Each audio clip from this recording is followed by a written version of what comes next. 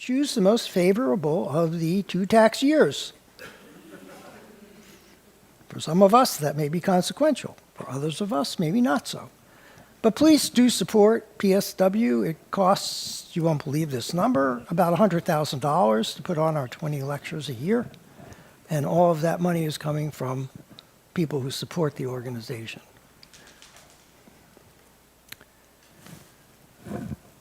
I am pleased to announce the following new members. John Montman, a civil engineer with Soltez Associates, interested in physics, cosmology, geology, biology, and anthropology, who earned a PSW from the PSW Meetup Group.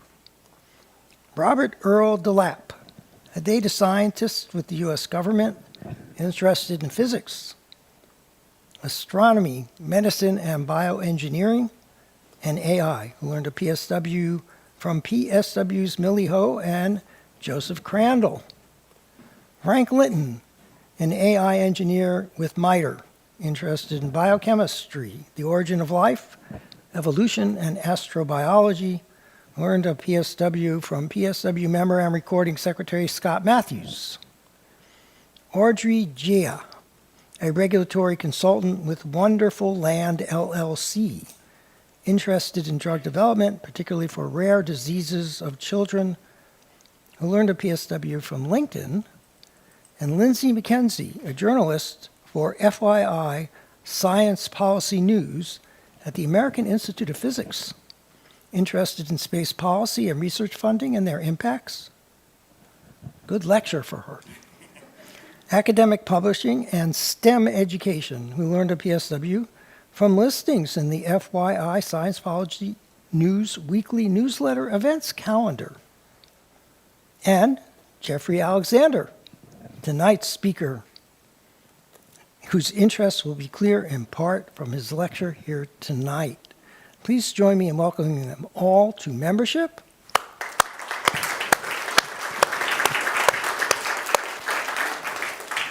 All members are entitled to a signed copy of Compendium Volume 17, First Edition of the Bulletin of the PSW Science. If you are a new member and you haven't received yours, please see me after the lecture, and I will be happy to give you your copy. All members also are invited to the pre-lecture receptions and dinners with the speakers for camaraderie and interesting discussion. If you're interested in membership, you can access a membership application via the PSW website by clicking the blue Join button on the upper right-hand corner of the home page. And if you're here in the Powell Auditorium, you can access the application using the QR code on the business cards on the cocktail tables at the back of the room. Everyone with a genuine interest in science is welcome to apply for membership and join. Recording Secretary Scott Matthews will now present the minutes of the 2524th meeting and the lecture by John Sunderland on imaging with antimatter, high-resolution positron emission tomography. Scott, the stage is yours. Thank you, Larry. Good evening. On November 7th, 2025, members of the Society and guests joined the speaker for a reception and dinner at 5:45 p.m. in the members' dining room at the Cosmos Club. Thereafter, they joined other attendees in the Powell Auditorium for the lecture proceedings. In the Powell Auditorium of the Cosmos Club in Washington, D.C., President Larry Milstein called the lecture portion of the 2524th meeting of the Society to order at 8:02 p.m. Eastern Time. He began by welcoming attendees, thanking sponsors for their support, announcing new members, and inviting guests to join the Society. Scott Matthews then read the minutes of the previous meeting, which included the lecture by Neil Johnson titled AI's Jekyll and Hyde Tipping Point, The Science of When Good AI Will Go Bad. The minutes were approved as read. President Milstein then introduced the speaker for the evening, John Sunderland of the University of Iowa. His lecture was titled Medical Imaging with Antimatter, High-Resolution Positron Emission Tomography. The speaker began by describing positron emission tomography, or PET, as being inherently multidisciplinary, involving physics, biochemistry, synthetic organic chemistry, medicine, and engineering. He indicated that PET does not image anatomy, rather it images specific biochemistry in the human body. He presented an example image showing the glucose metabolism in a patient after injecting a tiny amount of radioactive glucose. He described the beta plus decay process in which a nucleus with too many positive charges emits a positron, the antimatter version of an electron. He showed how the positron combines with an electron after propagating a very short distance and creates two gamma rays of exactly 511 keV, propagating in opposite directions. Sunderland described three discrimination processes used to separate electron-positron annihilation from other detection events. These included energy discrimination, temporal discrimination, and geometrical discrimination. Energy discrimination, or pulse height discrimination, relies on the fact that the magnitude of the electrical pulse generated at the detector is proportional to the energy of the detected particle, and electron-positron annihilation generates monoenergetic gamma rays. Temporal discrimination, or coincidence counting, relies on the fact that the two gamma rays arrive at the detectors almost simultaneously, within a few nanoseconds. And geometrical discrimination, which relies on the fact that the two gamma rays propagate exactly 180 degrees from one another, meaning that they are detected on diametrically opposed detectors. These three discrimination mechanisms result in exquisite sensitivity to electron-positron annihilation, filtering out all other detection events and allowing practitioners to use extremely small quantities of radioactive materials. The speaker then discussed the motivation for characterizing and imaging glucose metabolism in the human body, saying that most cancer cells metabolize glucose extremely inefficiently. As a result, a cancer cell needs to burn glucose at a much higher rate than normal cells in order to support cellular function. Sunderland showed a PET image of a patient with breast cancer. He said that although the patient's CT scan came back normal, 4 malignant lymph nodes were clearly visible in the PET image. Sunderland discussed the fact that PET scanning is a, quote, tracer methodology. That is to say that the quantity of injected material must be so small as to not perturb the biochemical system being probed. He discussed the biochemical optimization of tracer molecules used in PET scans, giving the example of labeling glucose with carbon-11 as compared to fluorine-18. He said that C11 glucose would be metabolized into CO2 and would rapidly begin to diffuse throughout the body. Fluorodeoxyglucose, labeled with F18, is metabolized differently and therefore remains sequestered in the cell. The speaker presented a brief introduction to nuclear physics, emphasizing radioactive isotopes. He showed the chart of the nuclides, describing beta decay, neutron-rich nuclei decaying with the emission of an electron, and proton-rich nuclei decaying with the emission of a positron. He mentioned nuclei which decay by alpha emission, saying that they were relevant to radiotherapy. Sunderland said that many unstable nuclei, whether decaying by alpha or beta processes, will create a nucleus in an excited state, which subsequently emits a gamma ray. He indicated that gamma rays produced by nuclear decay or electron-positron annihilation are important messengers, as they have a high likelihood of leaving the body and being detected in scintillators. The speaker discussed the processes for producing PET scan tracers, including using cyclotrons to create the isotopes, chemical synthesis under aseptic conditions, and remote handling in, quote, hot cells due to the high levels of radioactivity.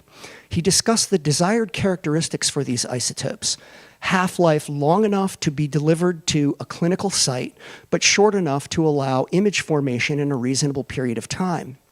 Sunderland discussed the diversity of PET radiopharmaceuticals, including about 15 that are approved for clinical use. He presented a list of the most common compounds, the isotopes they incorporate, and the specific clinical uses of each. He showed specific examples of PET imaging for prostate cancer, breast cancer, neuroendocrine tumors, and amyloid proteins for Alzheimer's disease. Sunderland claimed that new compounds currently under development are likely to have a significant impact on a wide variety of disease conditions, including colorectal cancer, pancreatic cancer, ovarian cancer, cardiac disease, neurological disease, T-cell activation, etc. The speaker then described the functioning of a PET scanner. He described the detector array, rings of tens of thousands of scintillation crystals, optically coupled to light sensors, feeding signals to fast electronics which implement discrimination and record each event. He indicated that older PET systems use photomultiplier tubes for light detection, but that modern systems use silicon photomultiplier arrays, which dramatically increase the image quality and resolution. He described the computer-based image reconstruction process known as tomography, the numeric reconstruction of a three-dimensional image from a series of two-dimensional slices, each acquired from a different perspective. The speaker ended his talk by describing targeted radiopharmaceutical therapy, injecting much larger doses of radioactive compounds, which will preferentially bind to tumor cells, such that the tumor cells receive a much higher percentage of the radiation than the surrounding healthy tissue. He described how PET imaging techniques could be used to measure the absorbed dose of radiation in specific organs in order to, quote, personalize the dosage for each patient. The lecture was followed by a question and answer session. A member asked about the scintillators currently used in PET imaging, asking if sodium iodide crystals were still used. Sunderland responded that sodium iodide is still widely used for gamma cameras, but that most modern PET systems employ lutetium orthosilicate crystals, which are very fast, very dense, and have good energy resolution. A new member asked about time-of-flight imaging and whether such techniques could be pushed to the femtosecond scale. Sunderland responded that there are physical limits primarily associated with the size of the scintillation crystals, i.e., the time delay associated with a gamma ray interacting with the front surface, the back surface, or somewhere in between. Decreasing the thickness of the scintillators would reduce the uncertainty in time, but would compromise the absorption. A guest on the live stream asked if it would be possible to combine data from PET scans, CAT scans, MRI images, and X-ray images, and use AI to improve diagnosis and treatment. Sunderland responded, quote, theoretically, absolutely yes, unquote. However, he indicated that the primary difficulty of such data fusion is HIPAA, Health Insurance Portability and Accountability Act, which limits the ability of practitioners to share medical data. After the question and answer period, President Milstein thanked the speaker and presented him with a PSW rosette, a signed copy of the announcement of his talk, and a signed copy of Volume 17 of the PSW Bulletin. He then announced speakers of upcoming lectures and made a number of housekeeping announcements. He adjourned the 2,524th meeting of the Society at 9:50 p.m. Eastern Time. Temperature in Washington, D.C., 15.6 degrees Celsius. Weather, mostly cloudy. Audience in the Powell Auditorium, 66. Viewers on the live stream, 32, for a total of 98 viewers. Respectfully submitted, Scott Matthews, Recording Secretary. What about the 2 weeks? Viewers in the first 2 weeks? Viewers in the first 2 weeks? Okay. Thank you, Scott. Scott forgot one thing, which is the number of viewers in the first 2 weeks, but he'll put that in the written version that gets posted to the web. I think it was about 200. But are there any comments or corrections to the minutes? Hearing none, I will accept a motion to accept the minutes as read. A second. All members in favor? All members opposed? The minutes are accepted as read. Will be posted to the website in due course.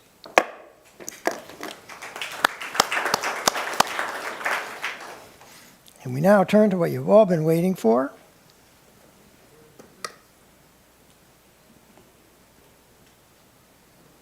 Tonight's lecture by Jeffrey Alexander. Jeff is the Director of Innovation Policy at RTI International. He is also President of DC Chapter of the Technology Transfer Society and serves on the steering committee of the AAAS section on the societal impacts of science and technology. Jeffrey's research focuses on evaluating the efficacy, and impact of public investments in science, technology, and innovation. His projects are focused on novel data sets and advanced analytics to forecast emerging fields and technology. They have involved the development of machine learning and text analytical methods to classify research grant records and the application of big data mathematical analytical methods to problems in R&D management and innovation policy.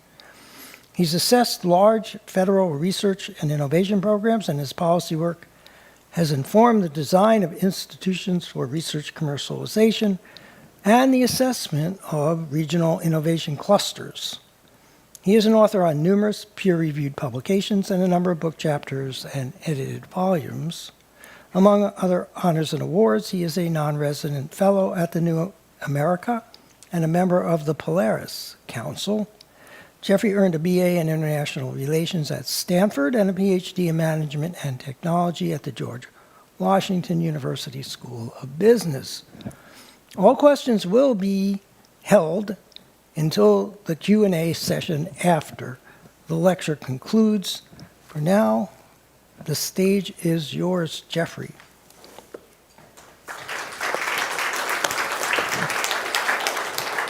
Thank you very much, President Milstein. You have to turn your mic on. Oops. Let's see if I have to do that. It's just a button on the top. Great, thank you. Let's Thank go you. put it in. It's okay. Take your time. That's all right. All right. Thank you, President Milstein. I appreciate very much the introduction, and thank you very much to the to PSW Science for inviting me here to the Cosmos Club and to your event. It's definitely an honor, and when I reviewed the list of previous illustrious speakers on this series, and it was, I'll admit, rather intimidating.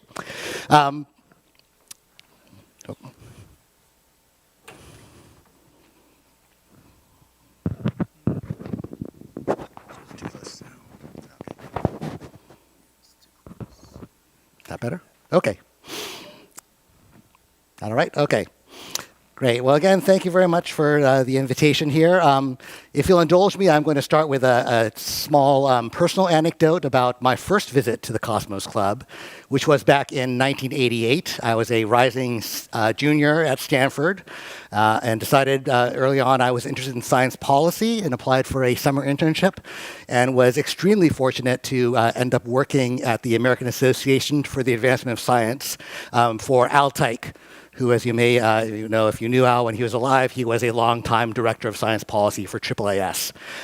When I got here, Al said, in addition to my intern duties, I'd have a long-term assignment, which was one of the senior members of AAAS was traveling to China to deliver a course on patent law and how that was important for technology development, and he needed an outline for the course.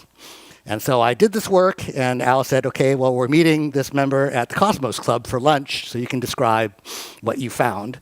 I did not realize at the time, but the member I was meeting was the Honorable Emilio Daddario, or Mimi Daddario. He was a representative who represented Connecticut in Congress from 1959 to, I believe, 1972. He was also the founding director of the Office of Technology Assessment. So a very illustrious person, and at the time was the president of the National Conference of Lawyers and Scientists, which is how he was going to China for this activity. The most memorable part of it, I have to admit, is that we sat down in one of the sitting rooms, and I pulled out my portfolio, being the eager undergraduate that I was, to show him the outline that I had prepared, and a member of the staff of the Cosmos Club walked over and said, excuse me, you have to put your papers away. Members are not permitted to conduct business in this room. So I'm like, okay, now I've arrived in Washington, D.C. They clearly do things differently than where I'm from in California. But it was a great experience, and really, again, I really enjoyed this building and the setting. So the topic I'm going to discuss is, again, what I would term the real returns on public investments in science technology. You probably have heard the question, and I've been asked the question many times, what is the return on investment, or ROI, for what we spend on science and technology or scientific research? It's, by the way, a question that I detest, but I try to answer it in any case. I actually prefer to use this term, what is the value of those investments, because value is more all-encompassing. Return on investment is a financial term, and as the son of a CPA and somebody with a PhD in business, I view the financial lens to be actually extremely limiting. But it is a question that we get asked very often and have to have a credible answer for. I will start out by noting that much of the data I'm going to be providing is data we collected as part of a project funded by the National Institutes of Health Intramural Research Program, specifically through their Office of Technology Transfer. And I am required, of course, to say that none of these views that I'm going to be telling you are a reflection of the NIH, the US government, RTI International, or anybody other than myself. So please don't blame them for what I say. If you're curious, RTI International is actually known as the Research Triangle Institute. So we are a nonprofit contract research organization based in Research Triangle Park, North Carolina. We primarily perform contract research for federal agencies. And my group, as President Milstein mentioned, does a lot of essentially working with the funders of scientific research to help them determine, are they funding the right kind of research, and are those funding programs being run well and according to their strategic plan. So this question of what is the value of all those investments comes up quite frequently, right? I'm going to talk to you a little bit about actually the nature of federal R&D spending. As the famous computer scientist John von Neumann once said, there is no point in being precise if you have no idea what you're talking about. So I figure it would be good to tell you what the nature of federal spending is in science technology. And I'll also then discuss some common ways I've seen people try to explain the return on investment in research and development that are actually, I think, doing more harm than good. Then I'll discuss this specific project and the approach we took to try to provide a more precise and comprehensive view of the value of, in this case, research conducted on the NIH campus in Bethesda, Maryland. And I'll end with the lessons learned from this project and all of my other experiences doing R&D evaluation for federal agencies, philanthropic foundations, and other sponsors. I should have looked at that. So first of all, I'll present some data that were taken from the National Center for Science and Engineering Statistics at the National Science Foundation. I believe it is actually a part of the NSF that is not very well known, but drastically undervalued. They basically collect all the data on the state of the science and engineering enterprise in the United States, including human capital, spending, all kinds of other statistics. They also are the body that produces what's called the Science and Engineering Indicators, which is actually a publication of the National Science Board of the NSF. And I've had the good fortune to work for NCSES as a contractor in helping them with their data collection and in producing the SNE indicators. So you'll see them noted prominently in the following figures. So just so you're aware, U.S. spending on R&D is obviously $172 billion. So these are all given in billions of dollars. $172 billion is spent by the federal government on research and development, or it was in 2022, the year for which we have the most reliable statistics so far. There's a little bit of a lag there. Note that actually business vastly outspends the federal government. But the nature of that research is quite different from federally funded research, as I'll explain in a minute. But most of the research that the federal government funds is performed at universities, not surprisingly perhaps. But federal agency, what are called the intramural laboratories, perform again about 26% of that federal R&D. Intramural labs are labs that are owned and operated by federal agencies and staffed by federal scientists. So think about many of the NASA space centers, think about NIST, think about many of the USDA laboratories, several of the Department of Defense laboratories. Those are the intramural labs. There's also a slightly smaller share that's being spent at what are called the federally funded research and development centers. These are labs that were especially a type of lab founded during the Manhattan Project. So these are laboratories that are owned by the government but run by contractors. So in this case, think about Sandia National Lab, Los Alamos, Lawrence Berkeley, Jet Propulsion Lab, Lincoln Labs for the Defense Department. So they are federal laboratories in nature, but they are actually not considered intramural labs per se.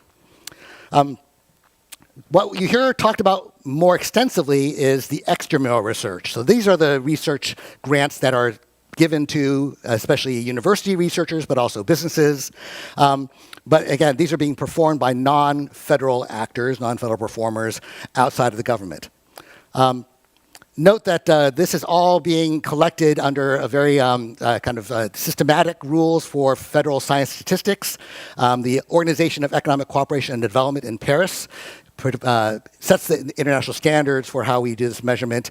And they note, just for you're aware, that research and development are the activities that they must be novel, creative, uncertain, systematic, and transferable and reproducible.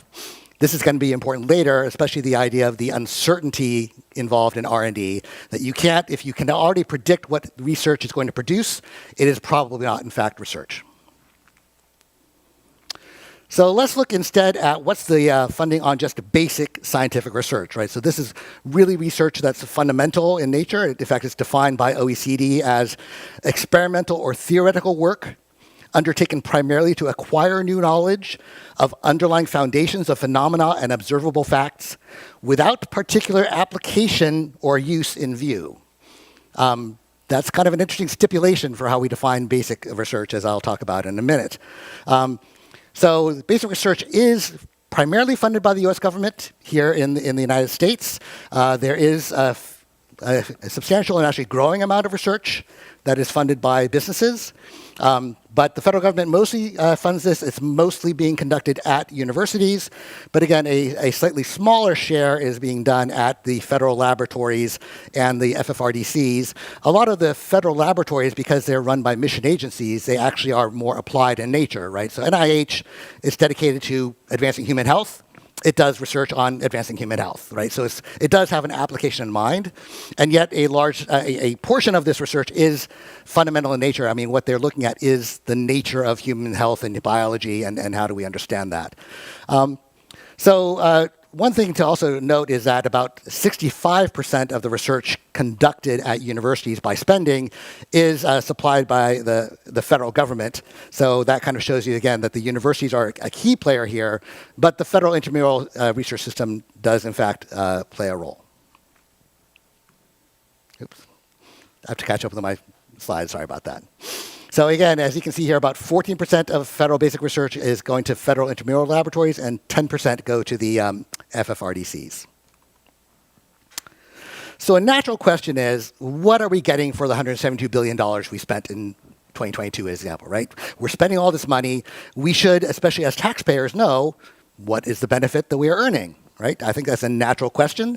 It's a question that actually has not been asked until relatively recently. There was a long period of what's called the golden age of science, where basically we trusted scientists to choose these research projects and gave them money, and they did peer review, and they funded those things based on peer review. But now there is a new era, I think, in the last 20 or 30 years in particular, of accountability, right? Just as, we have to justify, why are we not spending this on, for example, elementary school education, or spending it on criminal justice, or spending it on national defense. Obviously, some of these agencies that do those missions are doing R&D as well. But the key issue here is, how do you really explain the benefit that's being generated by this spending? So a common way that we compare the R&D performance of nations is a statistics that's basically calculated as national spending on research and development as a share of gross domestic product, right? GDP is your total national economic output in a year. And so if you look at what's called the research intensivity of a national economy, that's a way that we kind of judge of who's really kind of serious about research and a major player in the research system looking globally. And so this statement made by President Barack Obama at the National Academy of Sciences, is actually his first public address as president, was to say that he was going to be making a renewed commitment to research and development, and that he would ensure that 3% of GDP was being spent on R&D. Again, interesting to note that most of that R&D spending is done by the private sector. So the federal government really can't move that needle very much. But nevertheless, we kind of view that as a way of showing, yes, we're serious about research. We're spending this amount of money. So how, in fact, are we doing? So you see back here in 2008, 2009, when President Obama made that address, we were spending around 2.7, 2.8% of GDP on R&D. We didn't cross this 3% threshold until about 2018, but we've actually advanced quite a bit since then. Again, 2021 are the latest statistics we have, unfortunately, because apparently the UK is doing some very funny things with their statistics that we can't quite identify, and so their spending has been disqualified from inclusion in these statistics, so I'm giving you the best estimate I can. So, again, we seem to have done what we said we were going to do, although, many years later, we are spending 3% of our GDP on research and development. But look at South Korea, which is clearly far ahead of us in research intensivity. Do we accept that South Korea is somehow by nature more innovative than us, that they are making greater contributions to global science technology, that they have better research going on? I think that there's debate about that. It's also interesting to observe the advances of China on this chart. So China actually does have a lower R&D intensivity than the United States. But of course, the size of the Chinese economy is so large that in absolute terms, they are basically at parity or spending more than we are. So this R&D intensivity is not necessarily correlated with research excellence or research output or things of that nature. And so it's very hard to say exactly on this basis of who are the underperformers or who is underinvesting in research and development. The reason why this is dangerous is that this is essentially a statement of what's called the linear model, which is that we can judge R&D performance by the inputs. Right? So this is a typical conceptualization of how research works, right? You put in a certain amount of research dollars, the various actors do this, applied research, they do some development, they do design, production, start selling things, and you have products that then, and services that benefit the nation. How do you improve your R&D performance? You basically boost your research spending, and everything else also goes up at the same time, right? We actually know this is not at all how research works, and this is not how we get the benefit of research, right? It's not about the amount of money you spend or the R&D intensivity. It's really not even about what you spend it on. It's really more about what is the efficiency with which you can convert research dollars into commercial and other kinds of products and services that benefit the citizens of the United States and the world, and really think about what is the nature of what we're funding and why we're funding it. So the problem is that here in DC, everybody tends to focus on the budget numbers, and they don't really focus on what the outcomes are. There's a famous scholar in Canada, late scholar Benoit Godin, who's written extensively about the linear model and it's how it came to be. And a lot of it is actually because this is built into our statistical system. In particular, the Defense Department during the Vietnam War created this system called 6-1, 6-2 research, right? The basic research, applied research. And we've now scaled that up to the entire US science system. And we just are counting things as going from basic to applied to development and not really think about what are we really counting when we do that. So I call this the fallacy of causality, right? So does all research spending necessarily produce useful goods and services? Probably not, again, because research is uncertain. Also think about the lag between the spending and the production. So we do research today, how long do we have to wait till that production takes place or those benefits accrue to us, right? We actually don't know very much about that. And again, the idea of just simply measuring R&D performance by the inputs, to my mind, that would be similar to me saying, I, consumed a whole bunch of calories yesterday, therefore I am more physically fit today. I don't think anybody would make that argument, but that's essentially what we're saying if we basically grade nations by their R&D spending. So what's be another way for us to calculate this ROI of scientific research spending? A very common example that I've heard given by actually notable government leaders is, well, look at what happened with the PageRank grant. Right? So those of you who may know the history of Google, so the National Science Foundation gave a $4.5 million research grant to Stanford to two computer scientists, Terry Winograd and Hector Garcia Molina. They had two very smart and enterprising PhD students who were Larry Page and Sergey Brin. In '96, they basically developed what was called the PageRank algorithm, a new way of indexing all the pages on the World Wide Web. And they launched a search engine on the Stanford servers called Google. They tried to sell this idea to a number of companies, got no takers. There were a lot of competing search engines at the time. I don't know how many people here remember Inktomi, AltaVista, Ask Jeeves. In fact, there was so many search engines. There was a very famous story by a venture capitalist who was over having dinner with a friend of his, and this friend said, by the way, I know you're a venture capitalist. There are these two young Stanford PhD students working in my garage, and they're inventing a new search engine. And the venture capitalist said, please show me the quickest way from your house that does not involve going through the garage. Right? Because the search engine was like, oh, this is a dead-end business, right? There's way too many competitors. Well, Sergey Brin and Larry Page formed Google. Interestingly, of course, had to license the patent from Stanford. So under the rules, which I'll explain later, Stanford owned the intellectual property of the PageRank algorithm. And so when they formed Google as a startup, they had to essentially buy permission to use their own technology that they invented in the nature of a license. And because Google was a startup, they had no assets. So in lieu of paying Stanford cash, which is normal with these licenses, they gave Stanford 1.8 million shares of stock in the startup company. In 2005, Google had an initial public offering. The market capitalization at IPO of Google was $23 billion. Stanford immediately sold all of its stock in Google, which I'll explain why they did that later if you're curious. But they netted $336 million, right? Fast forward 15 years, Google, also called Alphabet now, had a market cap of over $1 trillion. So the question for you is, what would you say is the return on investment on that $4.5 million grant? You could say it's basically the $335 million, which is a 747x return on investment. Granted, that all went to Stanford, right? So that's one way you could calculate. If you look at return on investment, it was the scale of the monetary return relative to the original investment. You could say that it was the $23 billion market cap of Google at IPO, because obviously Google would not exist but for the PageRank algorithm. Therefore, we can say that the market cap of Google is attributable to the PageRank algorithm, and therefore now we get a 5,111x ROI.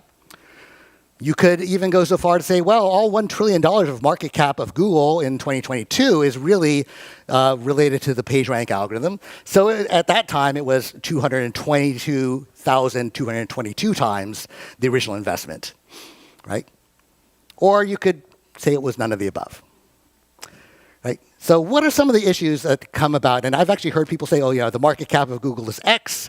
$4.5 million is, what percentage of that? So we've got this huge ROI from that $4.5 million grant.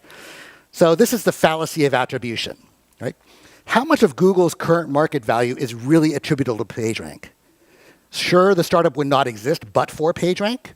But if you look at their revenue structure today, a lot of their revenue is made from sources that are far removed from search engines. So we can't really say, especially the entirety of their market cap today is attributable to PageRank. Not even their market cap at IPO, because they were already moving into advertising, which is based upon their search engine algorithm, but was not actually reliant upon it. But also, who actually provided the support for Google? Was it just the NSF's $4.5 million? Or would you also want to count all of the investments that Stanford made, including time and materials and things like that were not covered by the grant? Clearly, the environment at Stanford contributed to the success of this company. More importantly, every time that the Google market cap fluctuates, every time their share price ascends, is the ROI from that research investment changing? So do we really want to argue that on a daily basis, the ROI for R&D spending changes based on the whims of the public stock market? Right. So this is kind of, I think, the fallacy of when you try to apply these kind of financial metrics to the returns from R&D, you get into these very, very kind of tenuous kinds of connections that are really hard to support when you look at them more closely. So a third way that we've seen people argue for the ROI on R&D is what's called input-output modeling. In the case of the National Institutes of Health, there is a widely circulated report that's actually produced every year by a group called United for Medical Research. And so what they do is they say, well, okay, NIH in 2024, for example, gave out about $37 billion in research grants to U.S. universities and medical schools, right? So they use this economic technique called input-output modeling. I'll explain more later. We use the same technique. Basically, the argument is, okay, you inject this money into the economy. That induces a lot of follow-on spending. So I give these universities this money. They go out and hire a bunch of people. They go out and buy a lot of equipment and supplies. Well, that revenue for the equipment and supplies accrues to those companies. So you're generating revenue for other entities beyond just the university. The people who are paid, have their salaries paid by the grant, like the researchers and the grad students, they go out to eat dinner. That restaurant gets revenue that would not exist but for this grant. And so it's basically this idea of what is the multiplier that you would apply to say that this is kind of, because of the way the economy works, additional economic activity that is tied directly to this original investment. So if you looked at that 2024 spending and you count all of this, what's called the direct impact, the impact of the spending, indirect impact of the supplies that they buy, and then induced impact of the people who spend that money on goods and services, UMR calculated that in 2024, 407,782 jobs in the United States were attributable, their support for those salaries was attributable to NIH extramural spending. And basically, by translating that through, what's the ratio, they determined that each dollar in NIH grants generated $2.56 of economic activity, so 2.5x, which, is not great, but it's pretty impressive. I mean, I defy you to find a lot of other investments that get that kind of ROI. This is what I would term the fallacy of uniformity, that every dollar we spend on research produces a similar kind of impact, right? So do we really think that all of the research spending at NIH produces, $2.56 of output for every dollar of input? Obviously, they fund research grants, they fund training grants, they fund infrastructure. So we're kind of like trying to mix all these apples and oranges into a one soup. What's especially interesting is that, all you're saying is that however much NIH spends on research and development and the economic activity it induces, it will just go up if you spend more. So this is just really a retread of the linear model, right? Put more money in the front end, you get more economic output and impact on the back end.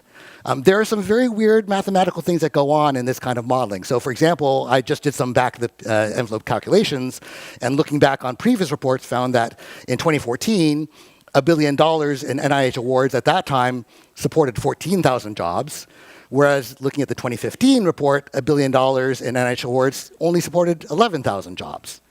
So we actually spent more money, and by this calculation, we created less employment. I have a feeling that this was due to inflation and some other variables that are inherent in the IO modeling, but it does kind of raise a lot of issues. If we do this kind of idealistic economic modeling, are we really telling the whole story about the return on investment in R&D? So think about what might be alternatives to the linear model, right? We know that what you put into the system doesn't necessarily directly correlate to the outputs. So what's really going on inside the system that would help us get a better handle on what those impacts are? So, the linear model is basically true, right? We have, for example, especially in a company, they either do basic research or they, get the results of basic research from outside parties. They do something internally, they'll create a new proof of concept, they'll do the initial testing, they'll get a prototype out the door. If they're successful, they can develop that, scale it up, and eventually get this to the marketplace, right? That linear pattern does exist. The problem is that there are actually multiple feedback loops. So you'll often find that you get to the development scaling up phase and you don't know exactly how to do that. So you got to go back to do basic research to figure out the right way to do that production. And essentially, there's also this whole stock of knowledge that is created by other basic research spending. So this fundamental scientific and engineering knowledge is often produced by universities, also with federal money. Some of that gets converted through both private and public organizations into applied knowledge. Companies then turn that into proprietary knowledge that applies just to their goods and services. So again, there's a lot of kind of components to the system that we don't take into account with the linear model. Usually when you look at what are the interim outputs of each of these phases, we have things like, okay, you'll know that a publication from a scientific journal maybe is the output of a basic research project. Proof of concept, you might get a patent, right? You get that to the actual idea of a prototype you can market, then that's a business plan, and then you actually can count product and firms. So you can see what are the outputs that could be linked to that input of research spending. But again, that relationship and the ratios are not easy to discern. And what's especially interesting is that the people and the actors involved are very different. So, again, at this early stage, it's a lot of federal agencies and private philanthropies that fund this early basic research. As you go along, you get angel venture investors like startup investors, seed funds. Government still, funds some of this stuff, especially the Defense Department. As you go downstream, it's really the venue or the purview of corporate R&D, venture capitalists. Government loans often play a role here, especially for Department of Energy. And then eventually it does become almost purely private money that's fueling the actual production.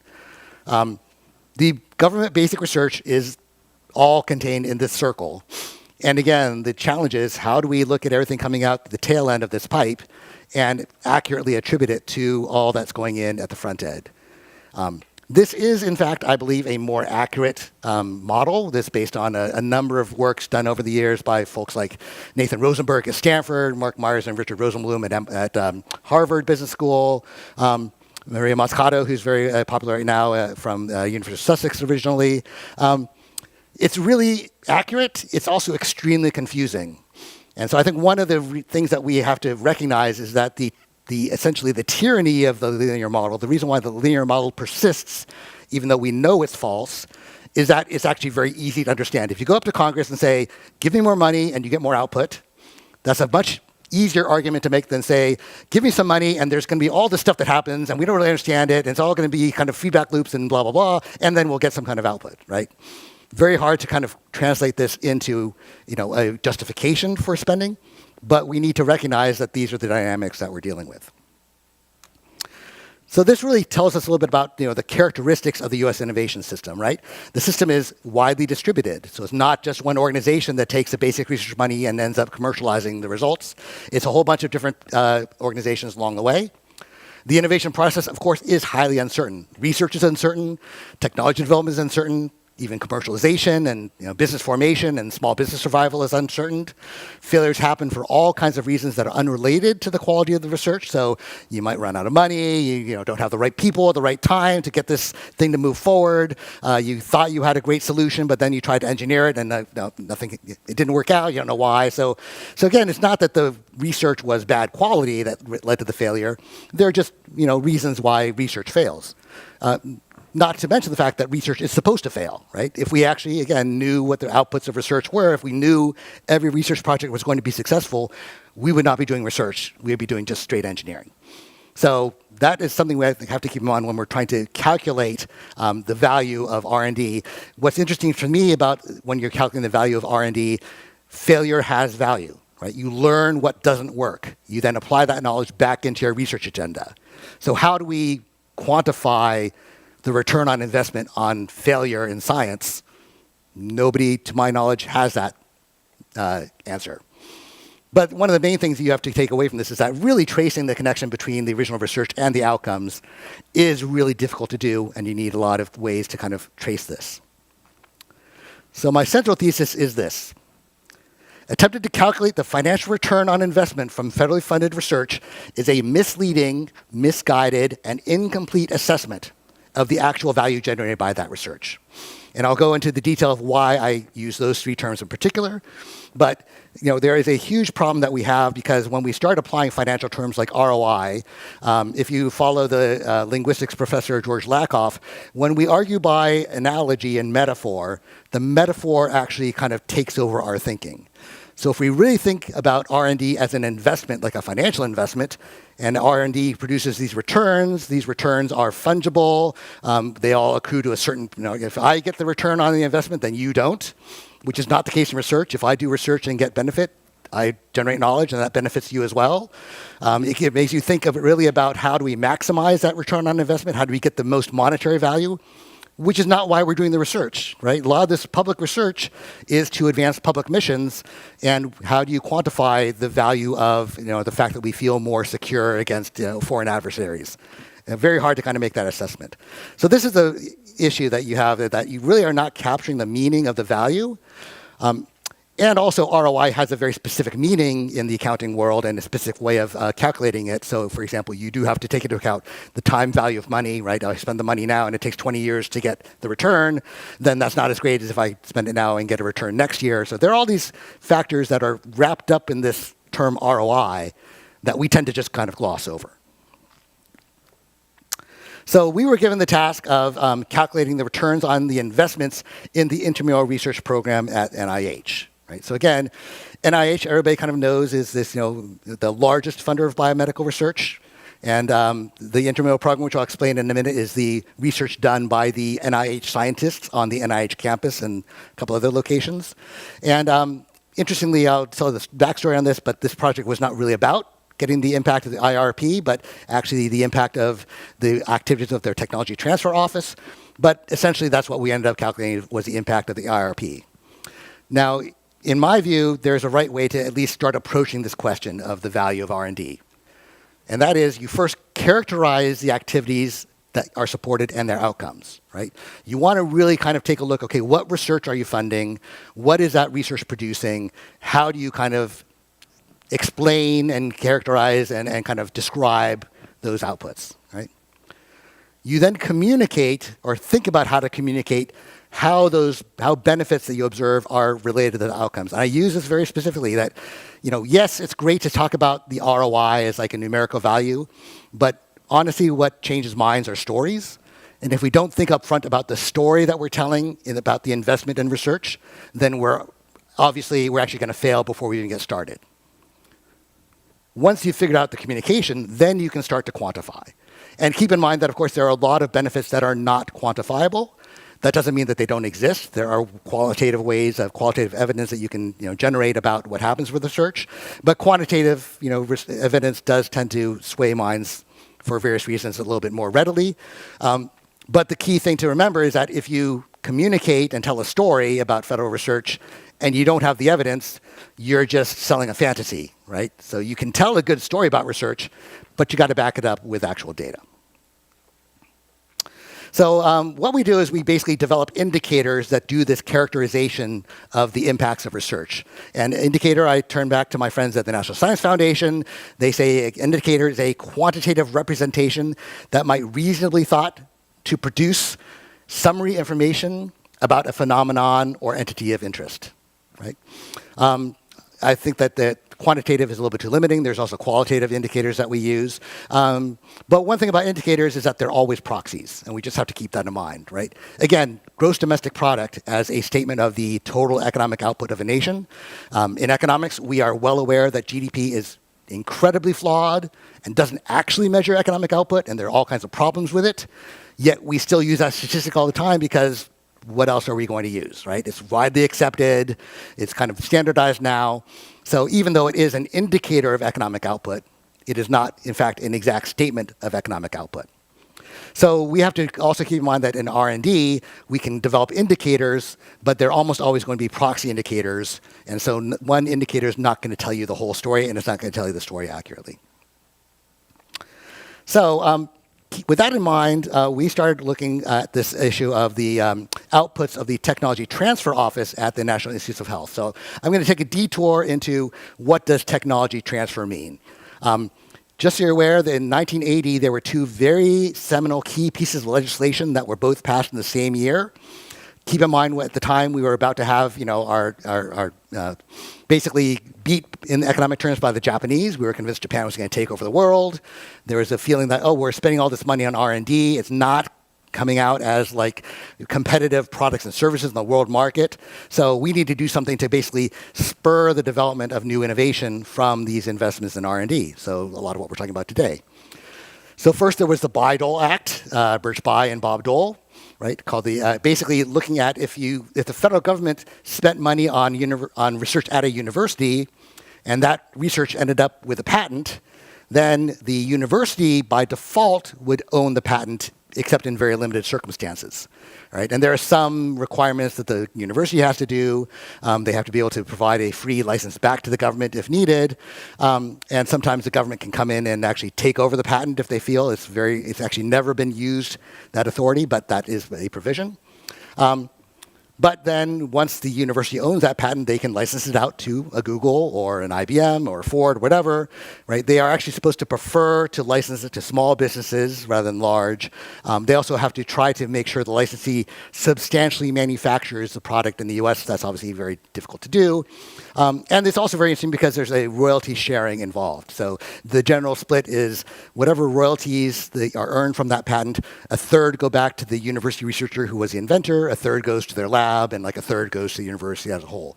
So this actually created an incentive mechanism for why researchers would be interested in seeing their research turn into commercial products, because they could actually also personally benefit from that happening. Well, there's a parallel to this in the federal labs. We had the Stevenson-Weidler Act, right? So every federal laboratory had to create this, what's called an ORTA, but really known as a tech transfer office or technology licensing office. The agency, in this case, lays claim to the patent. So if the Navy Research Lab invents something, the US Navy is the patent holder, right? And they claim the title of the invention. And then somebody, usually a private entity, can come along and say, we want to license that patent to use in a product. So the licensee has to actually apply for that license. They have to actually provide information like, well, how are you going to use the patent? Prove to us that you have the wherewithal to actually make a product and market it.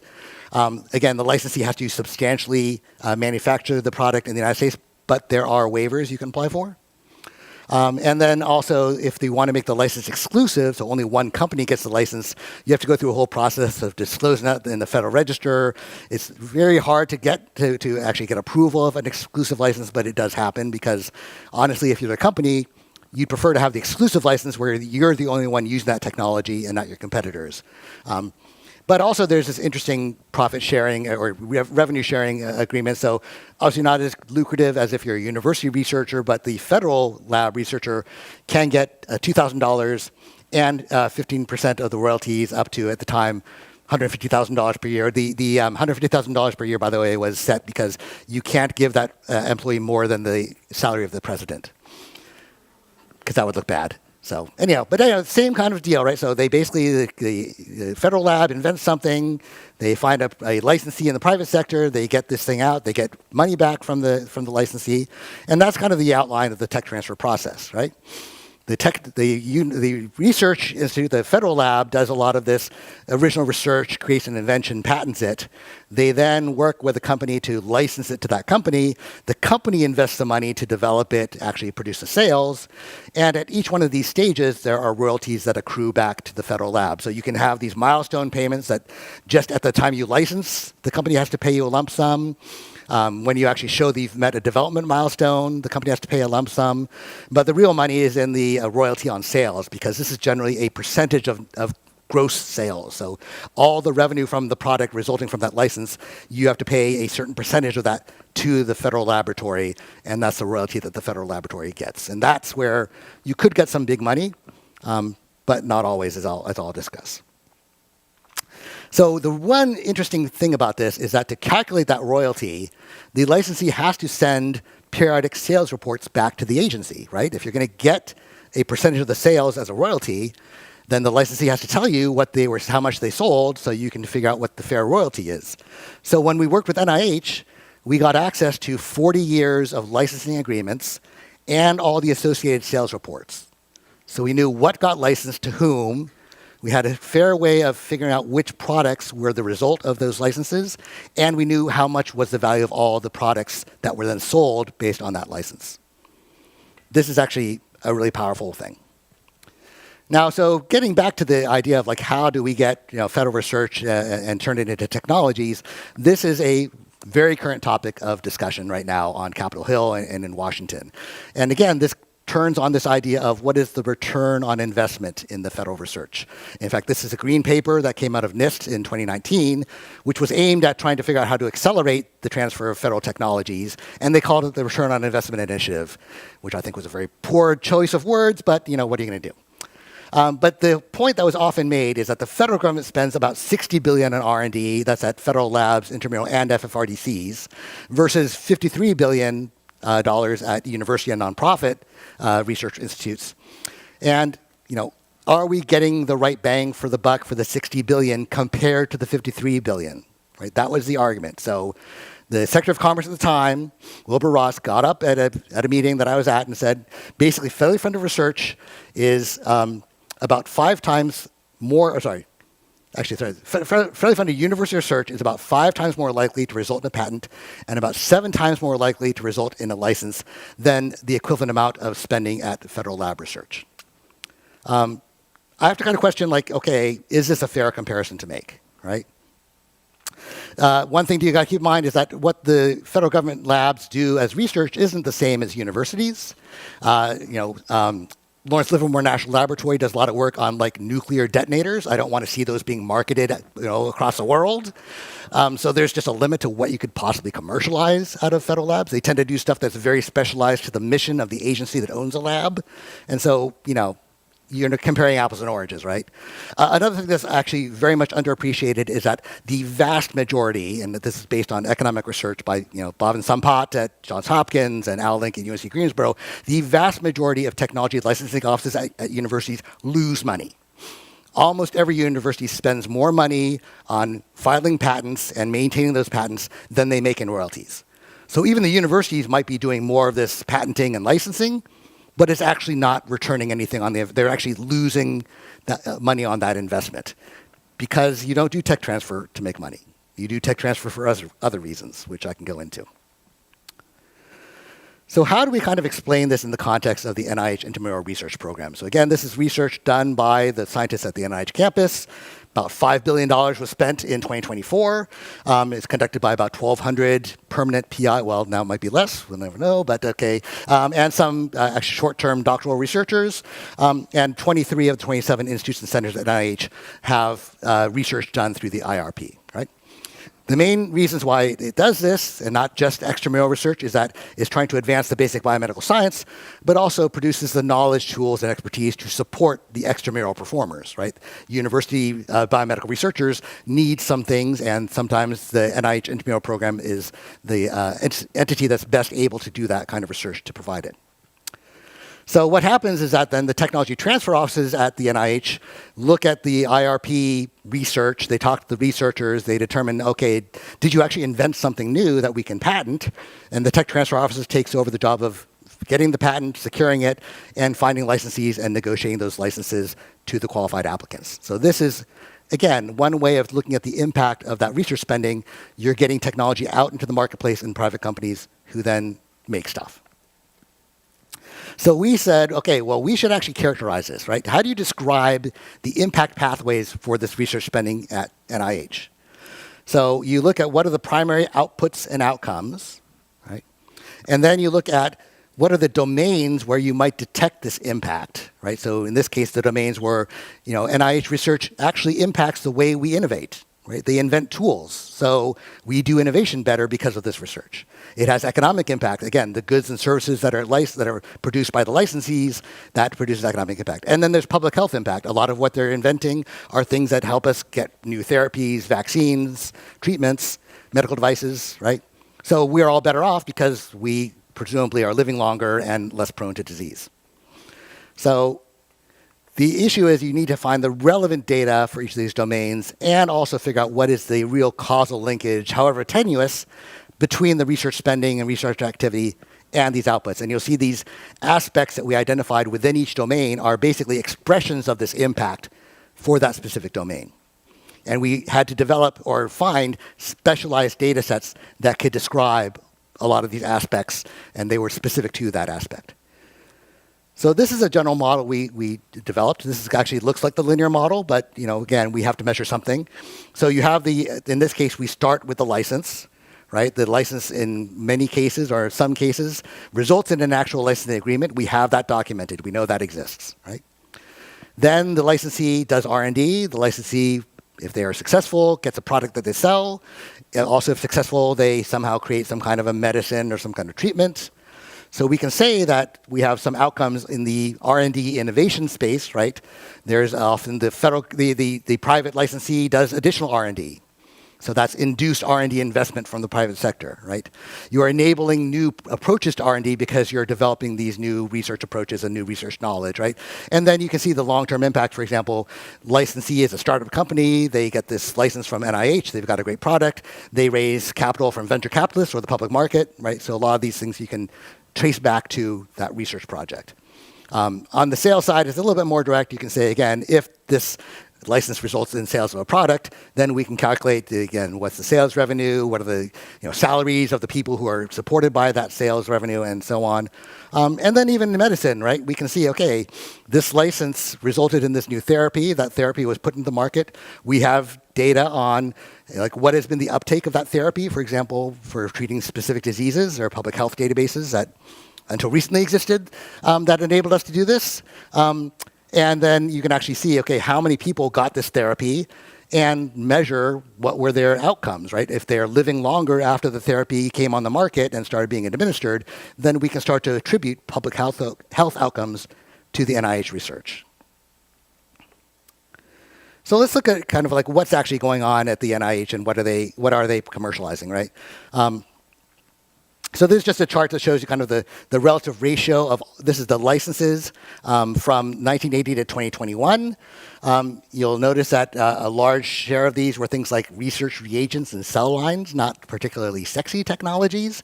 Overall, over this 40-year time period, NIH received $133 billion in royalty payments, which is a lot, but then you think that NIH nowadays is spending about $48 billion a year in research. So it defrays some of the cost of the NIH research.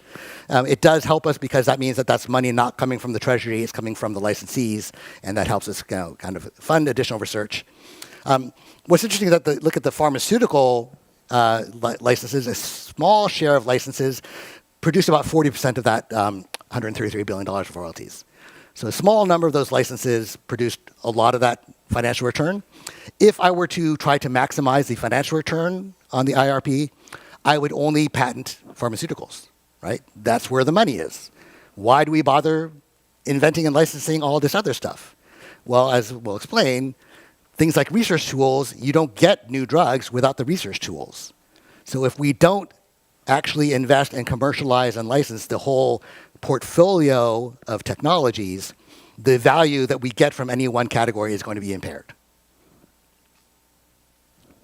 Right? However, those research reagents, for example, about 40% of all these licenses, they only generate 5% of revenue, because research reagents are actually not really that expensive, and you can't get a lot of demand for them. So there's a big limitation there. So just real quick, I'm going to summarize some of the key findings of our project. One is that overall, from 1980 to 2021, there were $130 billion of gross US sales for the products incorporating IRP technologies. For looking at just the period from 2001 to 2021, each year that supported about 75,500 jobs using IO modeling, which I'll go into detail in just a minute. That actually, there are about 1,700 patents that were filed and awarded to NIH. But 1,700 patents actually, there were 148 patents associated with the top 100 products, and 1,700 patents by private companies referenced those 148 patents. So again, people are building on that NIH technology, right? There are 1,200 clinical trials that happened because of these technologies.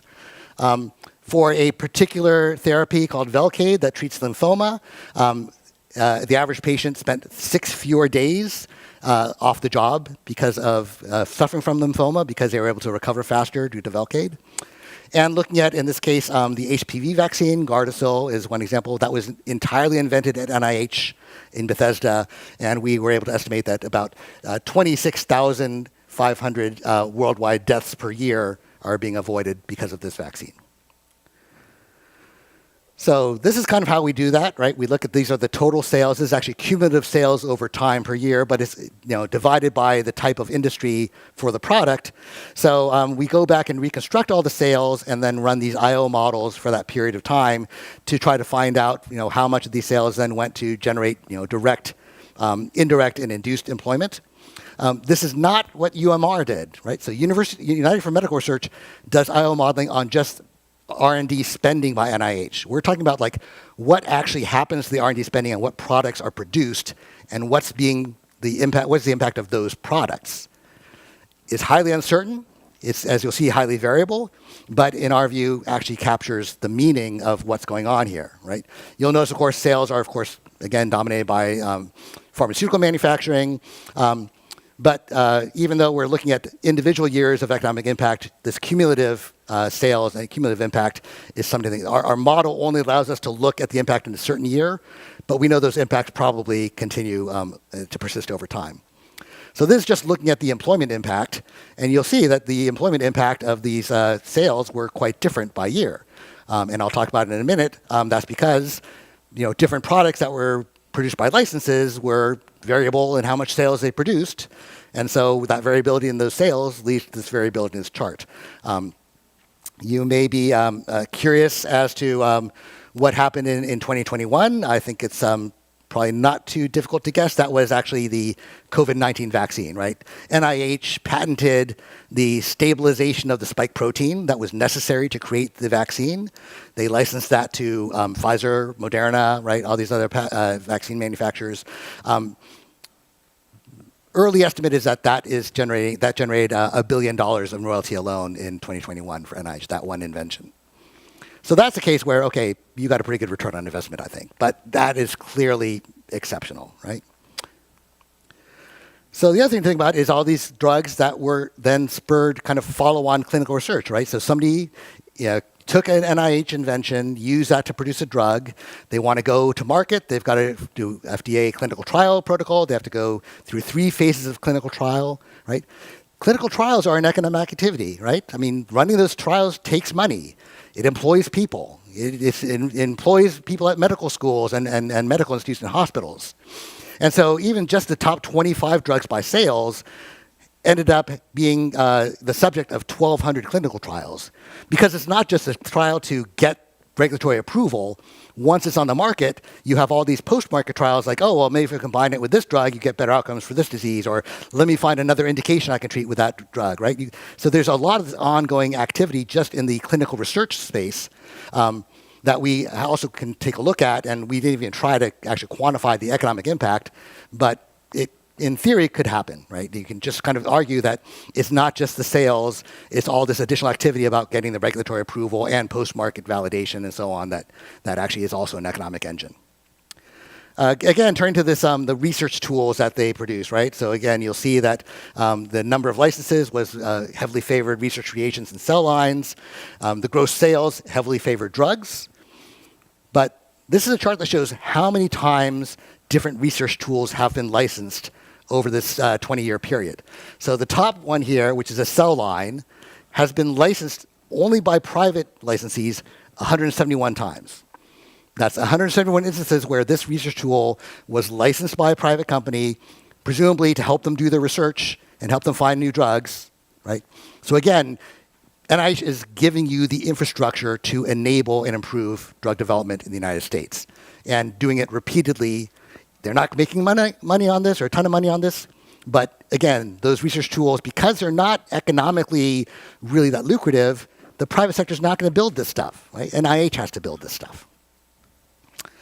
This is an eye chart, I apologize, but this is some tracing that we do in kind of innovation economics. So what you're looking at on the left are the NIH original patents that were filed and granted, and on the right are citations to those patents by private companies who are also NIH licensees.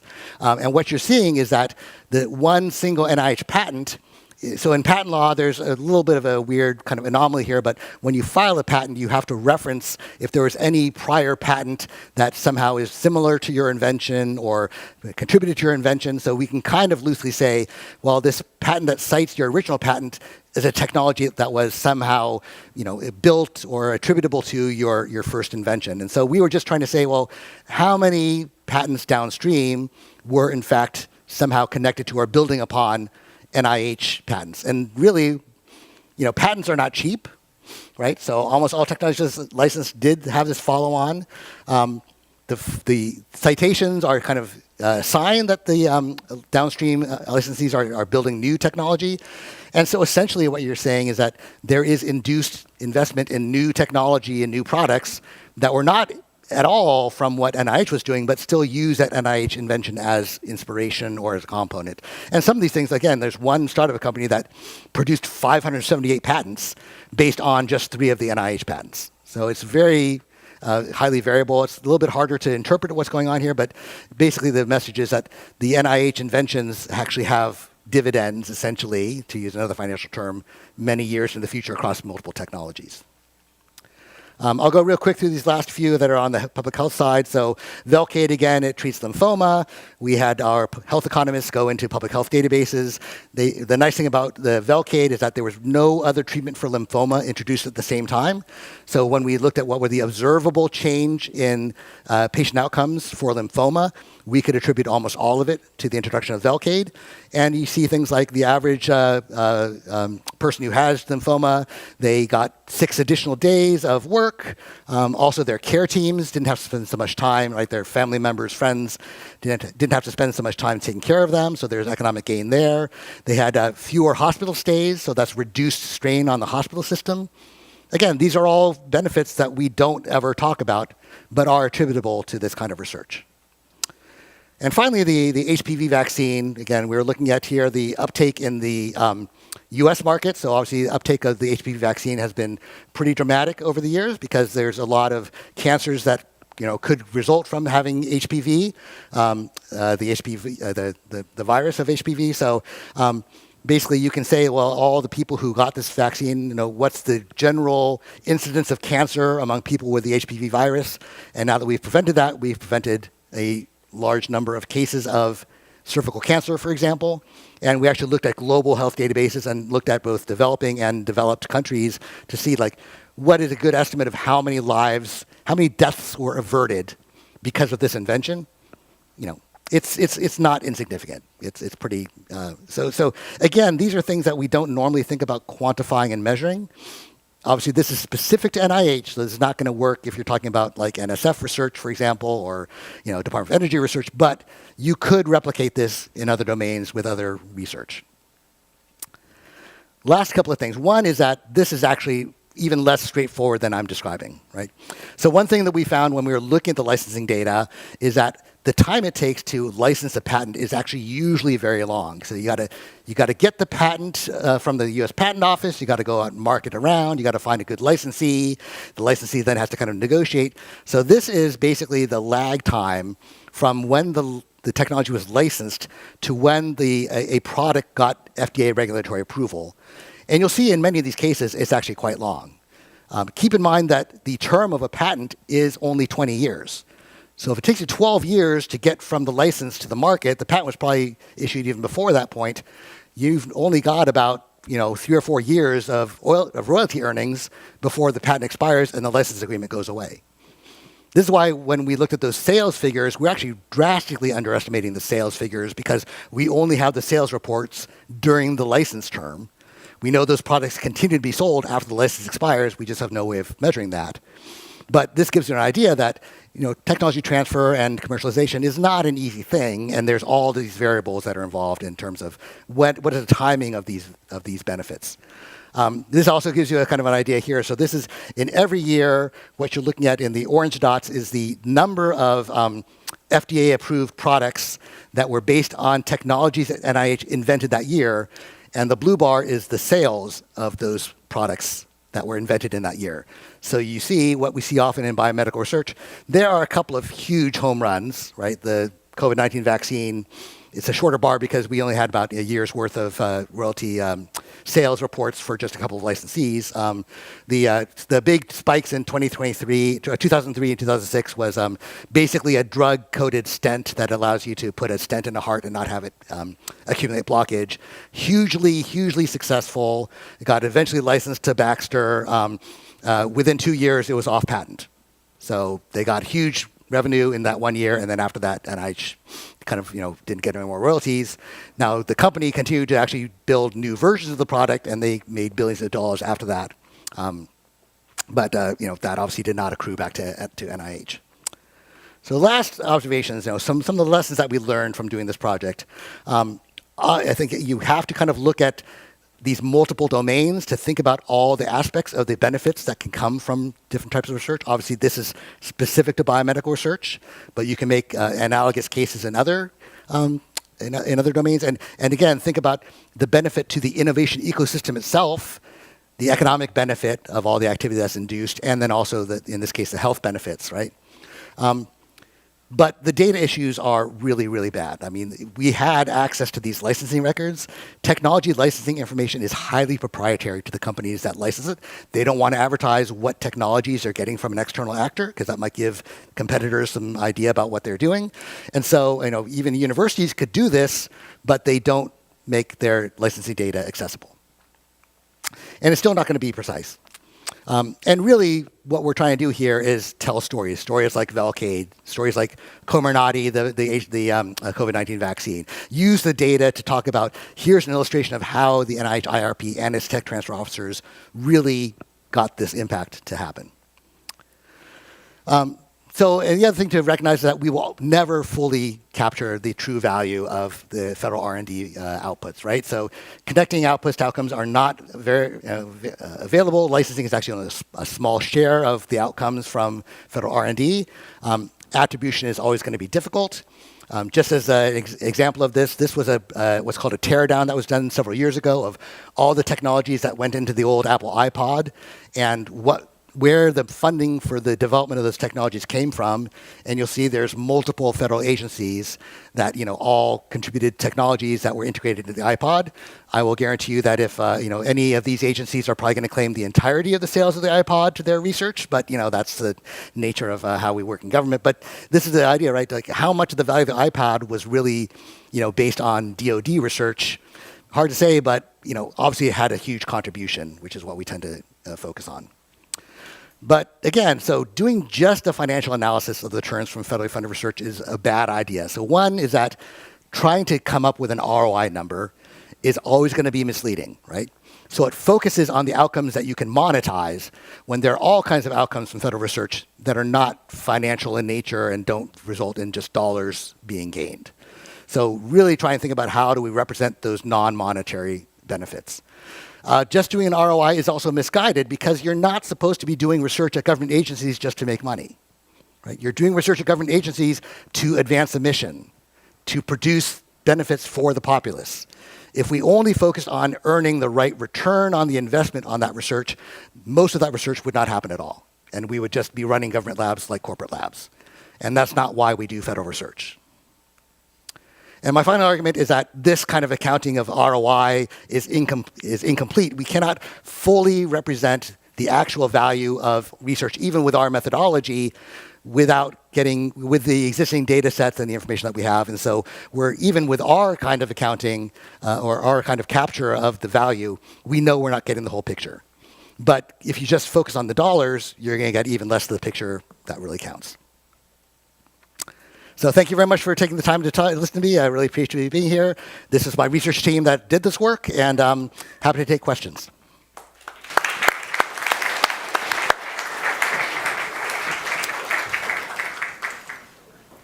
So we have time for some questions. For those of you who are new, let me tell you what the procedure is. If you want to ask a question, you have to hold your hand up long enough for one of the people running microphones to get a microphone to you. The microphones are on. You don't have to do anything with them. I will be calling on people by the color of the windscreen on the microphone. They are red or blue. If it's your color, then you should get up, tell me your name, are you a member, and ask a question. If you don't ask a question, I'll interrupt you and tell you to ask a question. We can save the speeches and discussion for the social hour. This part is for questions and answers. With that, we're going to start with the red microphone. Bob Hershey, thank you. I'm Bob Hershey. I'm a member. Could you tell us some more about some of these successful outcomes? Sure. So actually, the website that's listed here, the Tech Transfer Office website, which has the whole report, we did 3 in-depth case studies as part of this project, which were the Comirnaty vaccine, but also deep TMS, transcranial magnetic stimulation, which is a method, basically a technology for treating depression through basically transmitting magnetic waves into your brain. And I think Velcade was actually the 3rd.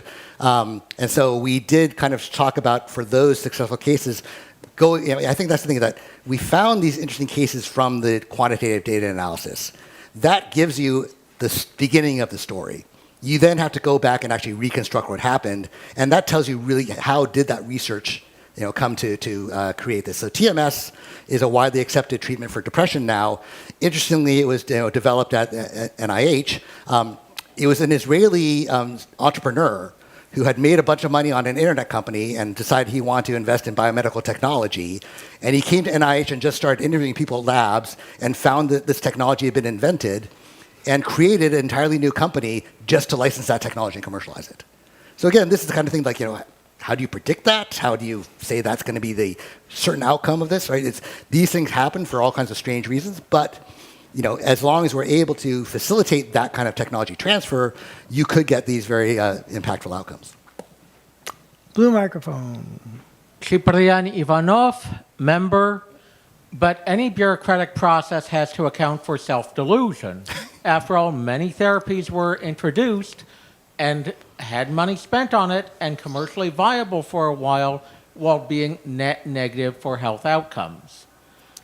If there is, in a culture of optimism bias, it seems like all the elements will be misaligned to result in suboptimal outcomes, even though they look financially viable and popular. Question. Yeah. So I think that, yes. I didn't hear a question. Fair point. Yeah. Is there a mechanism for recognizing when the point of self-delusion has been reached in the commercialization process? So I will answer that by saying one of the things that I recognize a lot, which is that human psychology has a lot of problems and leads to a lot of poor outcomes, and those tendencies are actually magnified in organizations. So you could just as easily say, most companies also have the same self-delusions when they try to fund technologies. So private sector R&D obviously has a negative ROI or negative outcomes associated with it, especially if you look at things like products that have bad safety outcomes. So again, we're not trying to say that all federal R&D is perfect, and also not all federal R&D is even beneficial. Part of the things that we're trying to work on is this idea of a portfolio analysis, how do you make sure that you get a certain set of positive outcomes when you know that you're going to have a lot of failures, and even in some cases. And we did look at, there are some case studies on the NIH website of products that were commercialized and then they were withdrawn because it turned out that they were faulty. It happens. There are ways to combat that on a case-by-case basis. I don't know of any way you could blanket kind of say, how do we make sure that everybody's giving a very realistic view of what their sales are or what's going to be successful. And in particular, the dot-com boom was, in my case, a very clear case of there's a lot of delusion to go around everywhere in the economy. And so if some of it also infuses federal research, that may not be that big of a, that notable of a deal. Red microphone. Hi, my name is Jason. I'm a member. I like your approach of turning things into a story, but from the perspective of if I am running a research portfolio or I'm the director of NIH, did you try to quantify the various indicators, like using a utility analysis or anything like that, to kind of try to compare apples and oranges and look at the outcome based on an approach or a process or something like that? So we had very little visibility into the actual research project that led to the invention. So we don't know, for example, are there certain kinds of research done at the NIH campus that are more likely to result in a licensable invention? I suspect that there are, but again, I kind of push back on that entire premise because the point of doing research at NIH is not just to produce licensable inventions, it's to produce basic knowledge. So one thing that we have done, we worked on in another project, was just looking at publication outcomes. Really the outcome of research are scientific publications, right? And I have a lot of practice in the different ways that you can look at the impact of scientific publications. There's a lot of malpractice there, but you should realize that the point of research is to generate knowledge, and secondarily, some of these other things. So we could go back and try and figure out, okay, which projects led to the best inventions, and was there something special about that project? I don't think that that's going to give us actually useful information in the long run. Blue microphone. Hi, your my hands name up. is Rohini, and I'm not a member. I'm curious, do you think the private sector has a responsibility, or more of a responsibility, to invest in basic science because they really capture the majority of the economic returns of these federally funded technologies? And is that actually happening, or are there new avenues to have that crosstalk happen if the companies give back to basic research labs, or is just some optimization there? There's a long-term story here that large corporations did have large central research labs, Bell Labs, IBM, Watson Center, Dow Global Research, back in the 50s, 60s, 70s. They have largely disinvested in basic research for purely economic reasons, right? A lot of large corporations are public corporations. They have to show quarterly returns to stockholders. Putting a lot of money into basic research that may or may not pay off in 20 years is not a good way to invest that money. In fact, I have a professor who told an anecdote about General Dynamic was saying, "Oh, we're spending our money on the R&D for all these great things," and at a financial conference, and all the analysts immediately ran out and called their headquarters and say, "Sell General Dynamics. This is a terrible idea." Right. So I think that's the thing. There's well-known economic theory and empirical work that shows that the problem with basic research is that it's not, the value of it can't be captured by a single party because it is knowledge. So a lot of times the company is only going to make an investment if they know that they can actually get that return.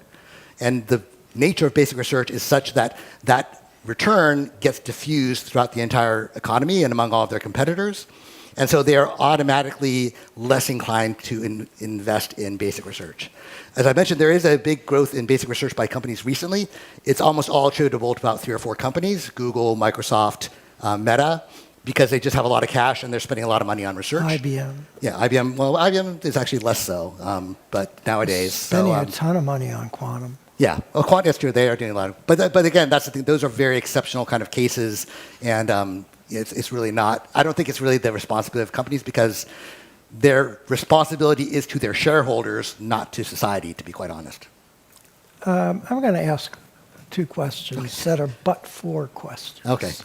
First of all, if you tried to do the same analysis on any one of these products, but instead of starting with the NIH, start with the pharmaceutical company and ask yourself, but for the pharmaceutical company's investment in a $250 million clinical trial, would that product have ever gotten to market? Yeah. And most of the time the answer is no. Yeah.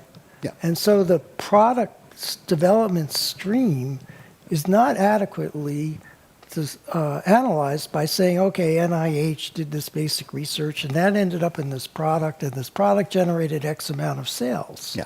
Because it's a much more complicated and risky process that involves a great deal of time and money and managerial decisions by the companies that end up developing the product. Yeah. So that's...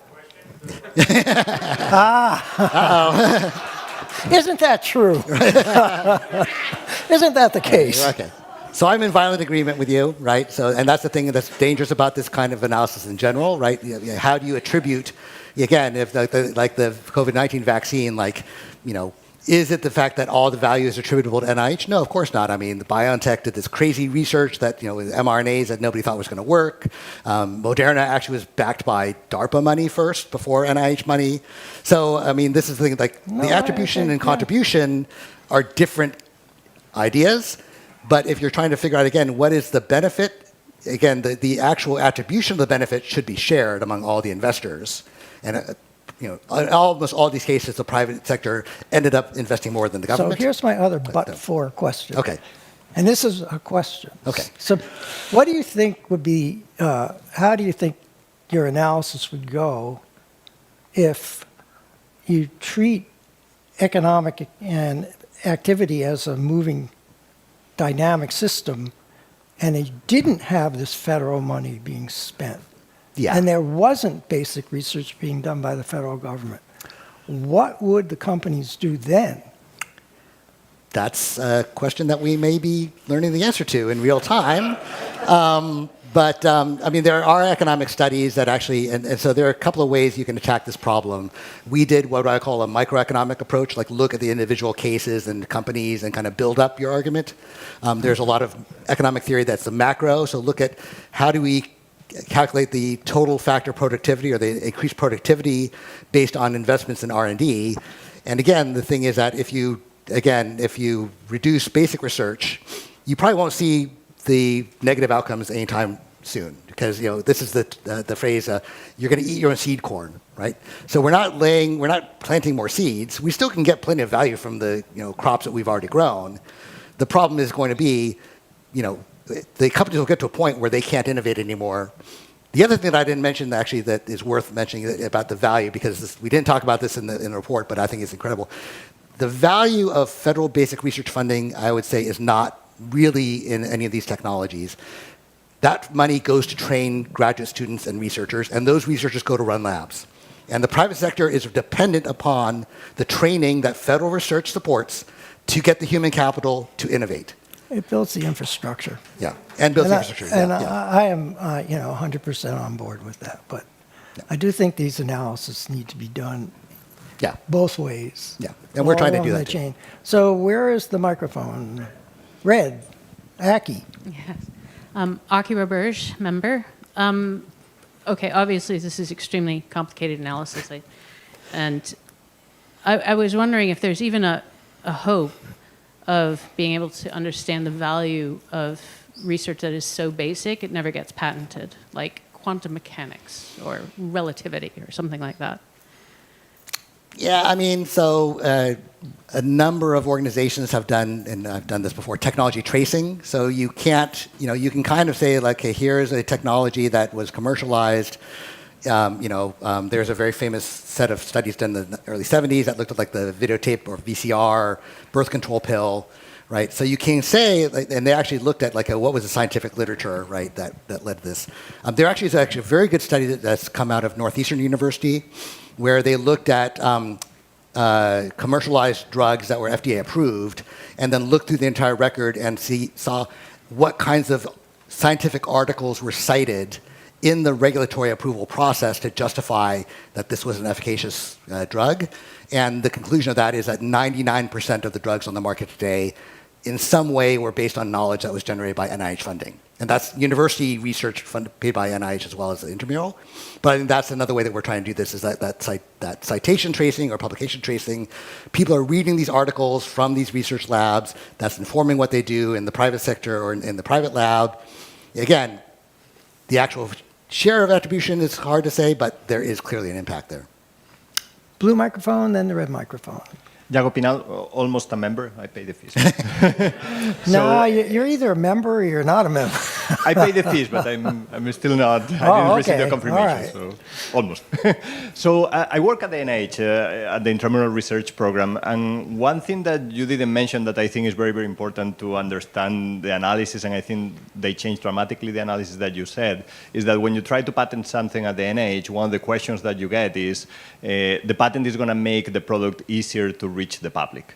And if the answer is no, even if your product has economic value, then you cannot patent it. Right. So I would say that more than 90% of the things that are patentable at the NIH, they are not patented and they are just published and they are given for free to any company that wants to use it. Yeah. So that I think is yes. important in this. So that is a. Is that true? It is true. I mean, it is very NIH specific. Because again, a lot of NIH, they're not in the business of licensing technologies to sell extremely costly drugs, right? In theory, they want their technologies to reach as many patients as possible. It's interesting. When I talked to the head of Stanford Technology Licensing Office for many years, Kathy Koo, Stanford does not exclusively license research tools for the same reason. They can make more money by exclusive licensing, but they want to get the tech tools out to as many people as they can. So, I mean, this is the issue. Like, universities tend to over-patent. Federal labs probably tend to under-patent. Whether it is actually an efficacious policy to say that NIH should only patent if they can guarantee that the resulting therapy is more widely available, I don't think I have an informed way of analyzing that, but I can see the rationale for the argument. But this is actually right now also being debated because that policy may change in the near future. Right. It's also partially because of that. There are very few justifications for delaying the publication, except if it is a treatment. Right. Could you repeat what he said?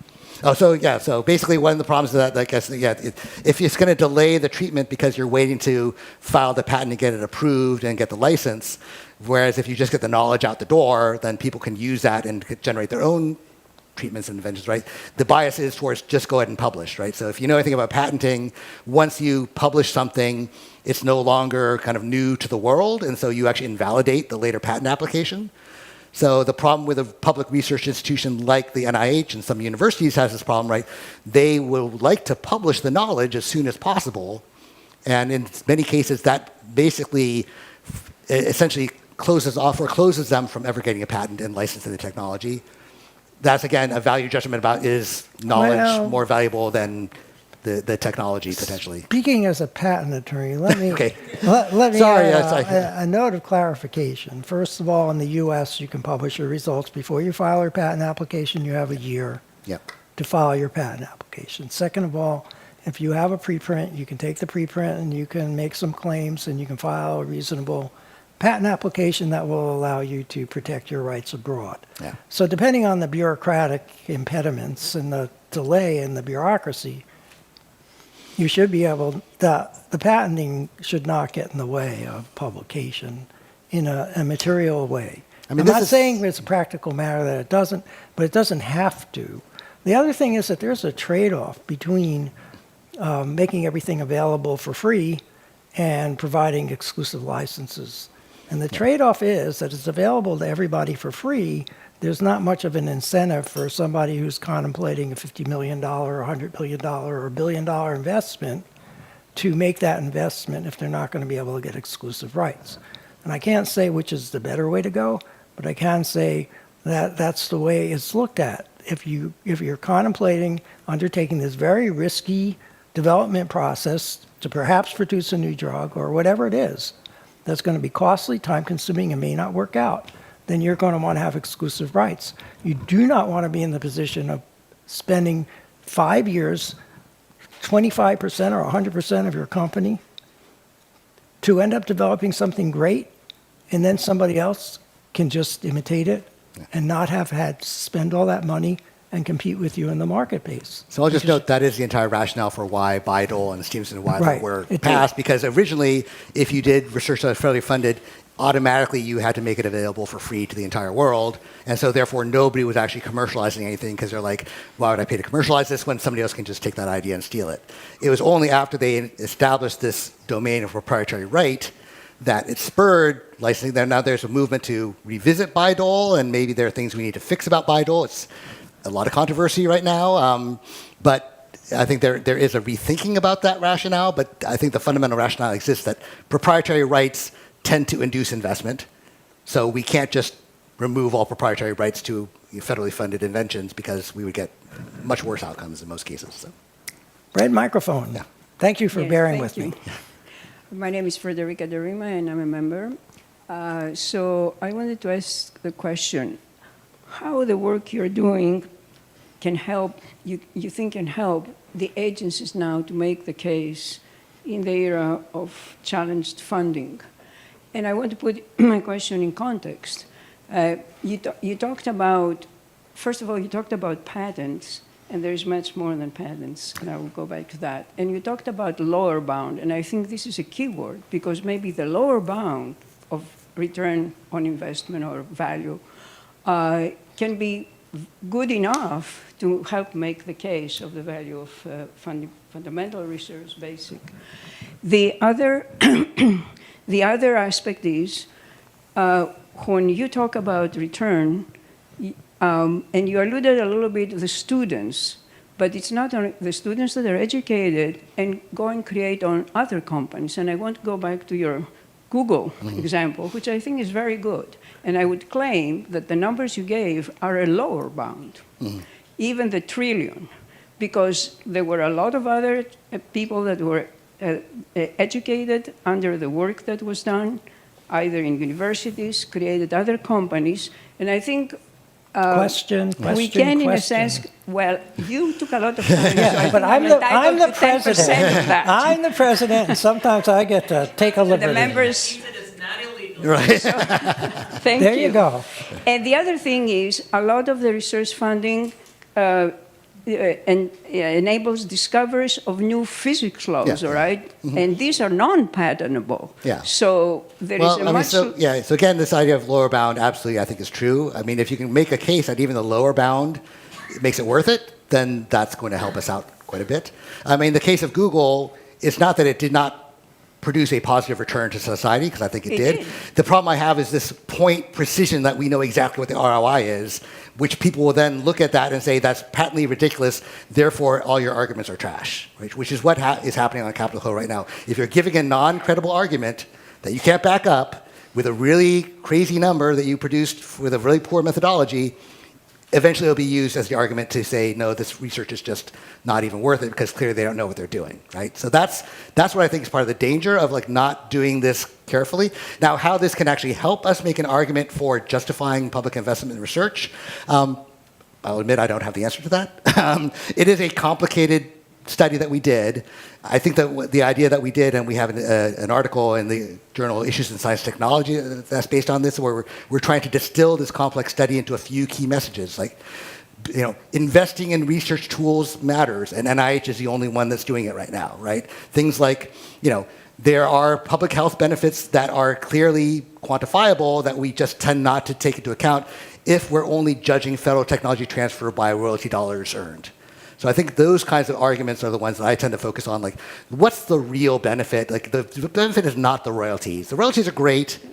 Even universities mainly do technology transfer for marketing purposes, not for royalties. They want people to see that they're inventing useful stuff and they're getting it out in the marketplace, and that's why they don't mind losing money on it. In a good case like this, like Yahoo was a spin out from Stanford. Yahoo was not anything that was patentable. Yahoo did not give a license. Stanford got an entire building from Akiko Yamazaki and Jerry Yang, so they got a positive ROI on that work too. So that's the thing, that these kinds of dynamics are, they're aspects you should take into It's not what account. Stanford got back, it's what society got back. Yeah, society as well, obviously. So, Thank you. Blue microphone. Joseph Crandall, member. Can you discuss the intersection between federal funding for basic and advanced research through both grant and equity vehicles and the formation of the American Sovereign Wealth Fund? Whoa. That's quite a tangent. The idea of the federal government taking equity as a form of royalty is actually illegal, so that shouldn't be happening. I'm not saying it's not happening. As somebody I talked to recently said, if it happened, therefore it must be possible. Doesn't mean that it's legal.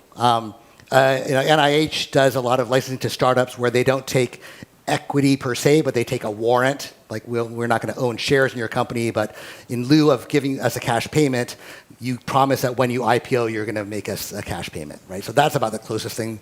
The idea of like investing in startups as a government to, drive the value of a sovereign wealth fund's assets is, I have my opinion about it. It's not relevant to this discussion. Thank you for that.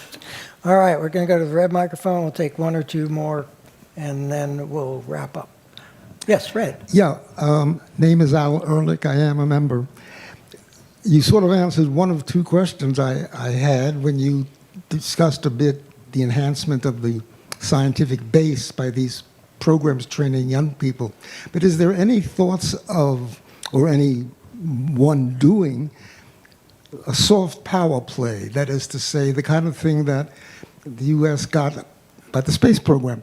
I mean, if they develop a COVID vaccine and it's helping a lot of countries, or any new process or treatment, is there anyone who tries to do something useful for the country in that soft power type way? Yeah, I think there's an example of some of those non-quantifiable, non-monetary benefits. I think that, again, the U.S. doing research and releasing the benefits to the world. Gardasil, right? Yes, Merck made money on that, but it benefited a lot of developing countries, and it was distributed at very low cost to those countries. So I think in terms of like U.S. investing in science, technology, and R&D, because it helps to show our goodwill and the fact that we're taking these benefits and sharing them abroad, some people are looking at that. Obviously, science diplomacy is a real thing, and I think also this idea of the brand value of R&D essentially, right? So how do we inspire the next generation of scientists and engineers if we're not investing in science and engineering, right? And again, like the Apollo program and the National Defense Education Act that followed it was a good way to kind of get kids involved in science and engineering and then actually train them to become scientists and engineers. There's talk about an NDEA 2.0 possibly being passed. So there are agencies actually devoted to this. I mean, that's actually a big part of NASA's, I think, public communication, although I think there's some NASA people who can tell me more. But I mean, again, a lot of what, when I was doing research on what is the benefit of the research on the space station for NASA, which is a project we did about 8 or 9 years ago, we didn't try to quantify it, but we did mention that, kids like have their experiments launched onto the space station, and it's like a cool thing, and they can talk about that, and there's value in that capability. Is that justifying the whole expense of the space station? Probably not. But yeah, I think that is a benefit that some people are at least bringing up and probably deserve some more. And it's more than just NASA who does this. Right. Yeah, absolutely. Yeah. Blue microphone. I think maybe we're at the end of the questions. So with that, let's thank our speaker and... Oh, wait. One more red microphone. Yes, good evening. Thank you. Michael Yatamarco, member. Thinking about the President's second question, have you encountered or conducted analyses of an international comparisons to strengthen your arguments? So in terms of the value of public investment in research here versus another country? Right. No. Data comparability is a nightmare. Mm-hmm. So you're dealing with another currency. You're dealing with an entirely different science system. Our science system is fairly unique in the world. Like in a lot of other countries, the universities are all public entities. So that's actually government research is all the university research. I know that there are studies about looking at cross-national comparisons in kind of just science technology capability. I don't think doing this kind of study would really yield, the amount of effort it would take to get a truly comparable figure would not justify the benefit of having that figure. Yeah, thank you. Any other questions? Hearing none, let's thank our speaker. Thank you.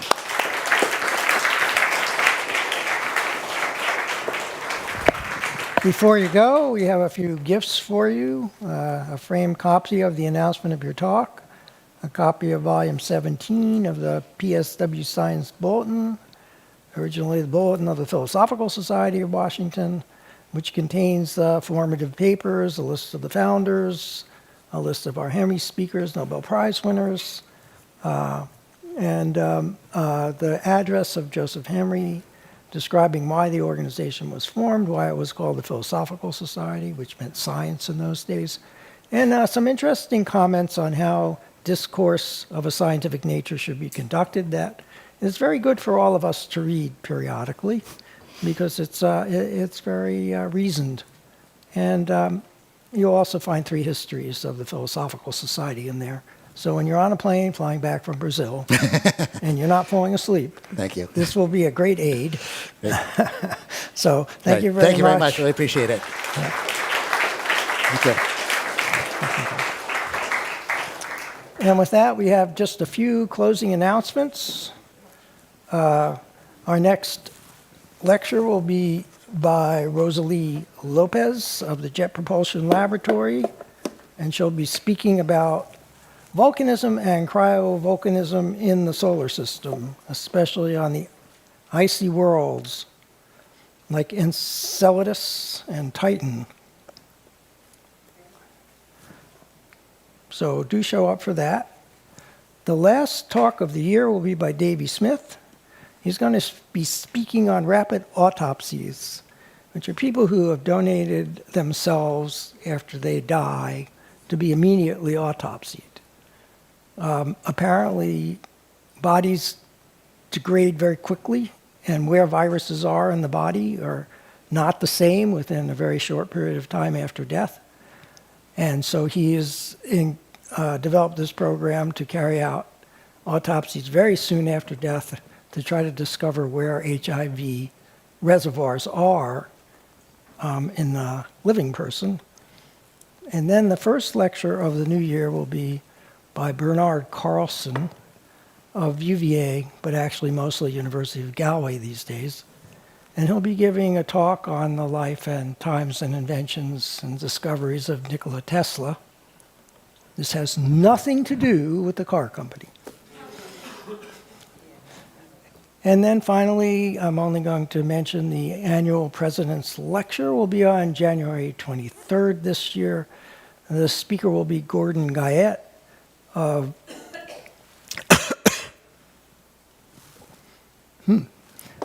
of McMaster University, and he'll be talking about GRADE, one of those nice acronyms, which is a system for grading the objective value of evidence that's used to guide clinical practice that is finding adaptation around the world. So with that, please check the PSW website often for updates as we post additional lectures for the coming year.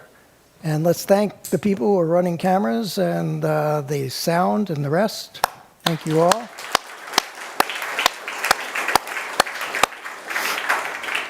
You're all invited to become members if you're not already members. There's a little business card at the back with QR code that will facilitate joining. And remember that all members are invited to reception and dinner with the speaker before the lecture. With that, please remember to return your name badges when you leave. And I will entertain a motion to adjourn the meeting to the social hour. I have a second already. And all members in favor? All members opposed? Meeting is adjourned to the social hour. Thank you all for coming.